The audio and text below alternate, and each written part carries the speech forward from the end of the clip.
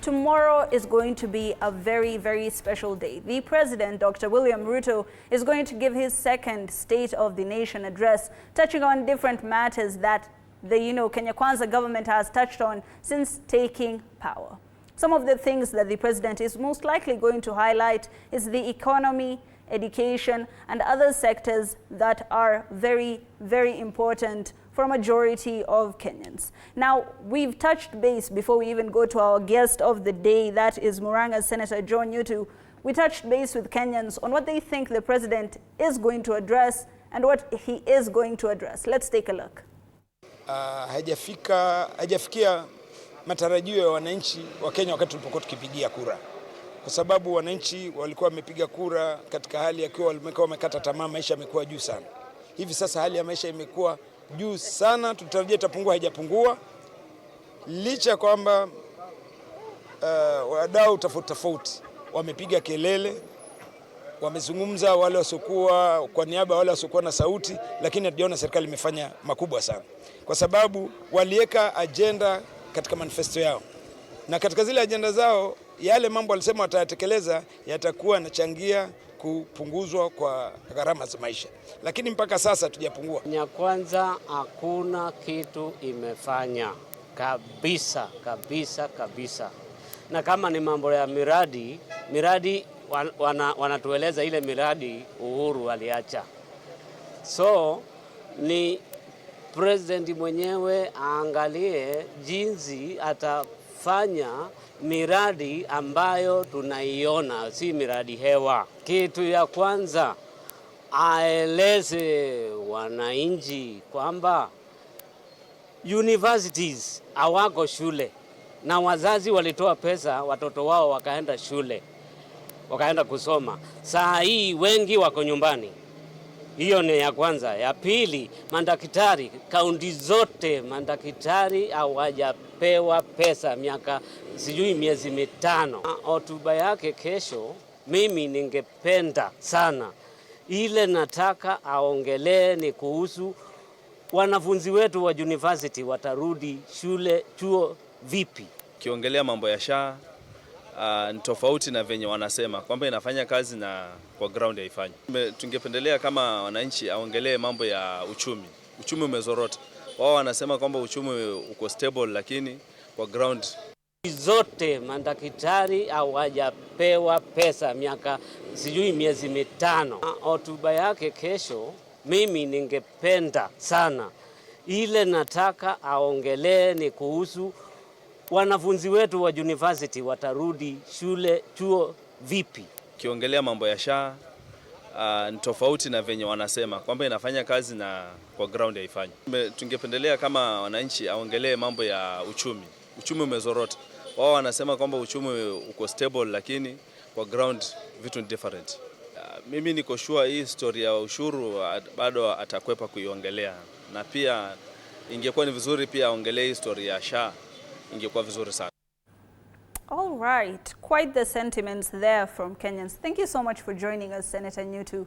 Of course, having in mind what all those different people said about the President and what he should be addressing tomorrow, do you believe as a leader and as a Kenyan that the President is a listening President?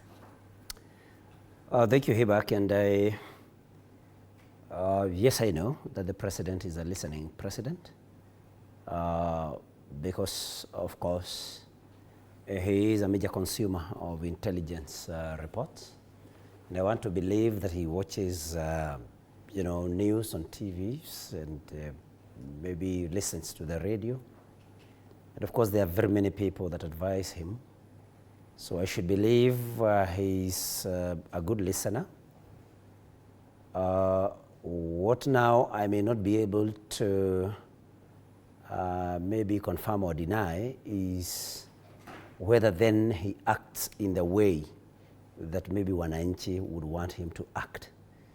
And that is why the State of the Nation address then tomorrow would be very important in order for His Excellency the President to prove whether when he listens, whether then he acts on the information that he collects from different sources. All right, let's look at different aspects of the economy. You know, we have the economy of the pocket and we have the larger economy. When we look at the numbers, they seem to make sense. You know, we have the base rate being 12.75%. We do have the exchange rate stagnating at 129 shillings for the first time in a very long time. Yes. And we do have the rate of inflation at 2.7, one of the lowest in decades. However, when it comes to mfuko ya mwananchi, there seems to be a mismatch. Why do you think this is?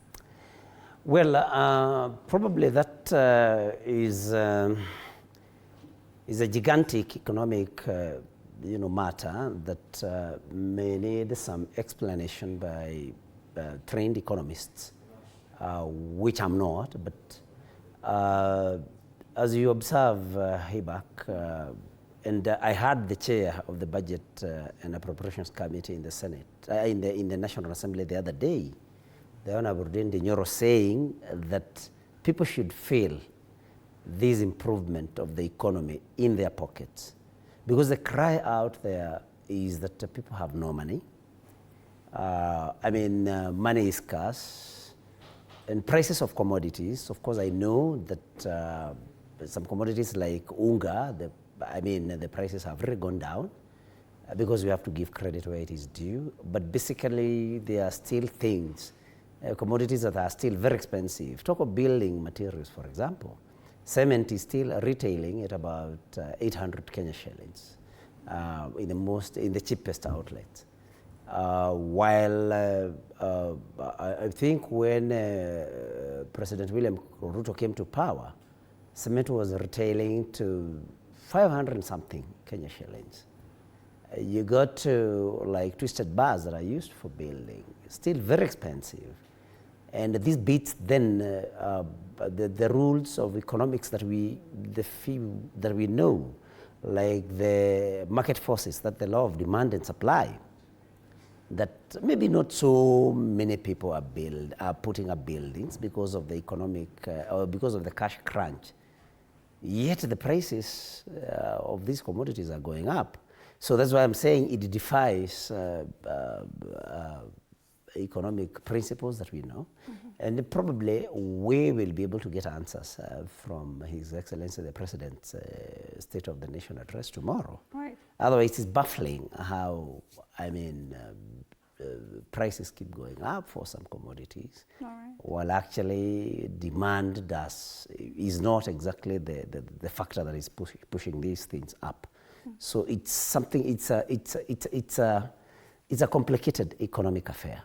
All right. We do know that cement and clinker was, one of the areas that were hit the most with, yes, tax changes that keep on occurring. And we do know that there are a couple of amendments coming up, like the Tax Law Amendment Bill, the Tax Procedures Amendment Bill.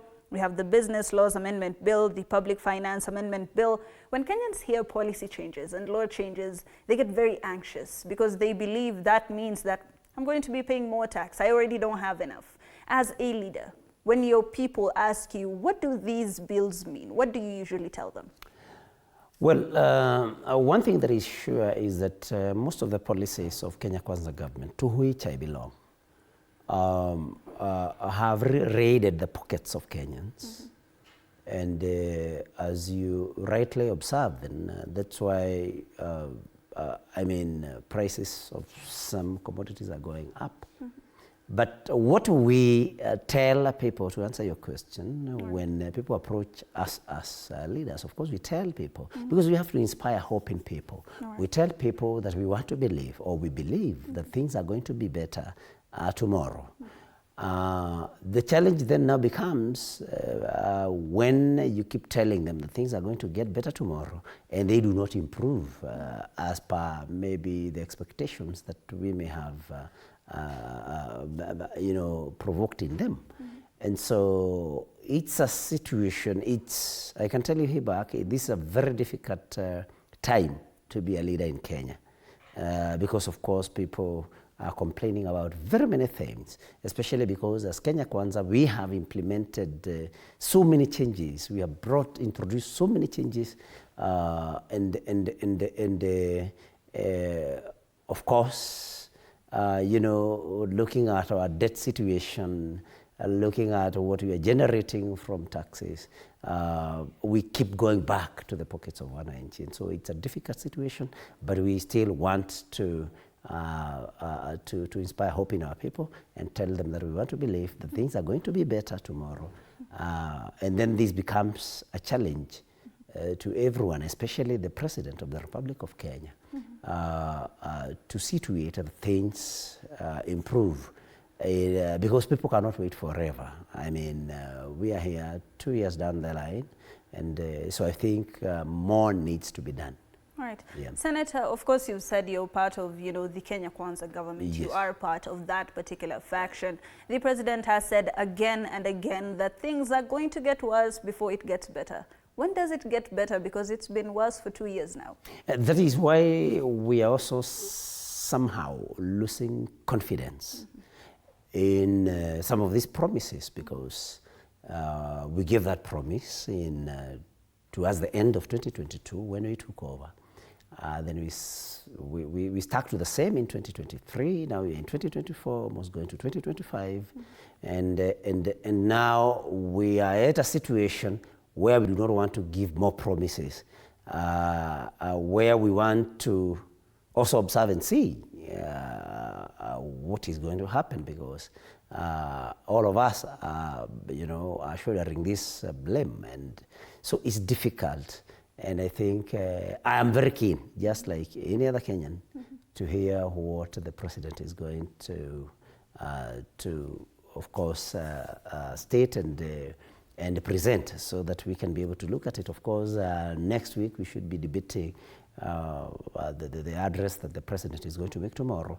And I think I would say let's wait and see what the president will have will present, and then probably we can see whether we can be able to believe some of the things, the promises that he's going to make. And of course we compare with some of the things that have been achieved so far. But I can tell you that there have been some achievements, but I think we better discuss that after the president makes his address tomorrow. Right. Yeah. Now, of course, when the economy is deteriorating, we do see that there are going to be changes, because when there's a cash crunch, there are going to be effects. We've seen a lot of, crimes happening. The rate of crimes has, increased so very much. And we've seen that femicide has taken over. Every single day we have a new case of femicide. The president just today has allocated around 100 million for that cause. What do you believe could be, some of the low-hanging fruits? If we put aside the 100 million shillings, what are some of the ways we can employ, the youth so that we can have less crimes? Well, that is a very wide matter, Hibak, because I think it's the responsibility of all of us, not just the president. And I don't speak for the president because, of course, I'm not the government spokesperson. But I think all of us should do what we can within our ability. And what I mean by this is we need to sensitize our youth about, in my view, for example, joining VTCs, that is vocational training centers, technical training institutes, because and this is a challenge then to county governments because VTCs are devolved. But of course, TTIs, Technical Training Institutes, are under the national government. And I can tell you, Hibak, that government has tried in as far as that one is concerned, because at least in my county, we have a Technical Training Institute in every constituency.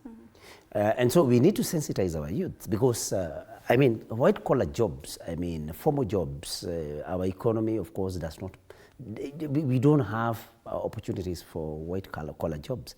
But if our youths are able to acquire skills in these technical training institutes, and the government, of course, should fund them more so that they can have even modern equipment for training. I think that will help sort out most of the unemployment problems that we have, because then young men and women will be able to be gainfully employed, self-employed, right. Because that is the only way. And I'm glad also that we are bringing around, we are changing our system of education to go to CBC.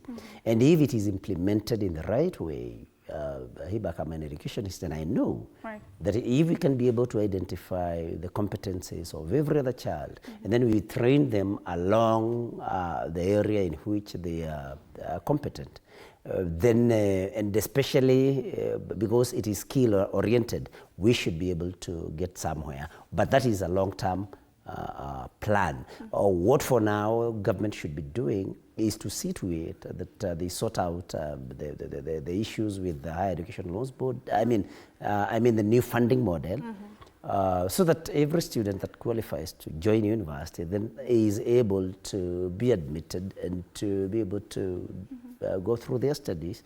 And then we need also to, to see to it that we implement CBC in the right way, because like now we are going to grade 9. Right.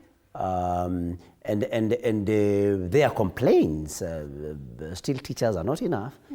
We need more, of course, not many primary schools, because that is where we have domiciled, junior secondary schools. Not many of them have laboratories. And Hibak, that at the end of next year, we should have been able to identify the competency of every other learner. Because when they join grade 10, that is in a secondary school, then we should be able to place them in the right pathway. Right. So without then exposing them to especially sciences, through labs and having sufficient numbers of teachers, then we may make a mistake of placing a child in the pathway where they actually do not belong. And so those are the very urgent challenges, if you ask me. But in the long run, we need to equip our young people with skills, so that, and then we also change the mentality in our people about white collar jobs and these other jobs, manual jobs, and skills, so that everybody then embraces skills. And then we should be able, with time, with political goodwill and commitment, we should be able to be in a better position 5-10 years down the line. Right. As we wind up, Senator, you said that you're an educationist. Yes, yes. Tomorrow the president is going to make some changes, we hope, in different sectors, and policies could be shifted. What do you believe the president could shift within that sector? For